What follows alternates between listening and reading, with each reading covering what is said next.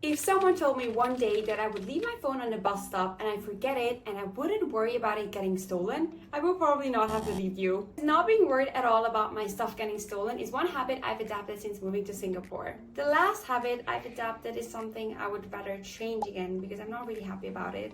But stay tuned. Number 1, drinking warm instead of cold water. In the beginning, it was really weird when everyone was serving me warm water instead of ice cold water. Because of the heat, I thought, okay, it's very obvious to drink cold water. Apparently, drinking warm water is better for your digestion, which I can now really relate to as I got used to drinking warm water and I even prefer it than drinking ice cold water. It really helps my stomach and it feels like a warm hug from the inside. Number 2, carrying tissues and umbrella with me all the time. So when I leave the house, I usually have 2 things with me, tissues and umbrellas. An umbrella because the weather can change within minutes. Oh my god, this tree just fell. Okay, sorry. Number 1, an umbrella. And that is because the weather can literally change within seconds. It can go from blue sky to pouring rain within 5 minutes. One day I was even not able to open my umbrella, which I had in my bag, until I was like already wet because it started to pour so fast. So number 2 is tissues, and this is because at hawker centers, food courts, usually they don't serve you any napkins with your food, which I was not very used to in the beginning. I was like, how do people, like clean their hands and mouth? But the reason is actually quite sweet, and it's also part of a bigger system from the government to help elderly people earn some money. So uncle and aunties walk around coffee shops and hawker centers to sell napkins. I can show you. They look like these and they cost around like maybe $1.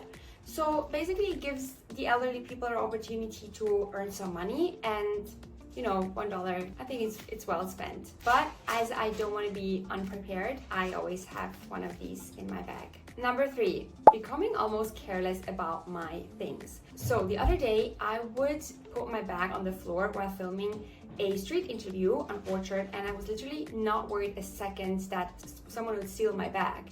And I think this is very rare, and even in Switzerland where it's supposed to be very safe, I would never leave my phone or my bag or any of my belongings unattended and leave. But here in Singapore, because of the many CCTVs, I feel so secure, and I've not met anyone who said something got stolen from them on the street. So I feel really safe. But I also realized that when I'm traveling, I really have to switch my mindset, because in other countries it's just the opposite and you really have to take care of everything. So I realize I'm becoming a bit careless, which I really have to pay attention to. Because low crime doesn't mean no crime, but it feels that way. The next point is you can, and I do it often, leave the house if I feel very adventurous without any bag. Meaning when I think, okay, the sky looks quite blue, I'm not gonna take an umbrella today, and I'm not going for any meal, I just leave the house literally with my phone. And I have a phone case which has a card holder, so everything I do, everywhere I go, I can just literally pay everything by PayWave by my phone. I don't need any MRT card as I have a credit card. I can also use just PayWave for MRT. At the food stalls you can pay by phone, so there's no need. I don't need a jacket.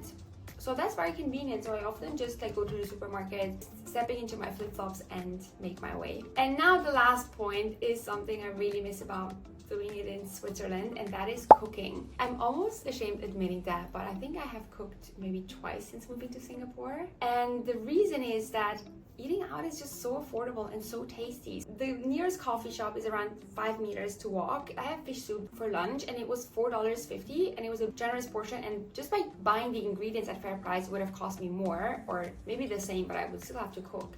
So eating out is just so affordable that sometimes groceries is not very worth it.